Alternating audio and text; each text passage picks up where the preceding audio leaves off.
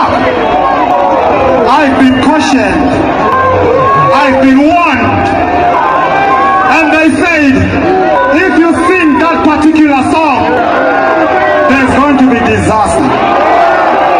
So, I do not want disaster here. I want people to have fun.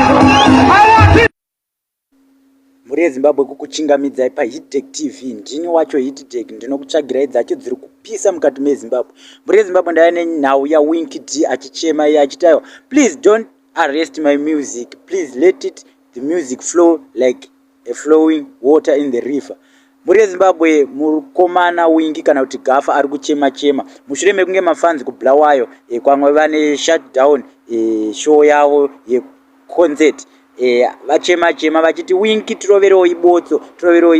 Muri Zimbabwe mukomana ndokubva ataura achiti aiwa, I was warned and cautioned zvokuti ndikangoimba song iyi please panoitika bongozozo. Saka handizi kuda kuti paite bongozozo, ndikuda kuti mafanzi ese aWinky tifare mune zvakanaka. So muri Zimbabwe kana uri mutsva pa this YouTube channel, please don't forget to subscribe and like. But show yake aiwa yakafadza vazhinji ende maartist anga ariko akawanda, asi mafanzi akafara. Sezvamuri kuona pavidhio rinorada kungokuratidza kuti mumboona kuti aiwa WINKY Dee the big man was electrified Blawayo. Thank you for watching. Thank you for your support. Don't forget to click like kuti zvingoendeka. Thank you for watching.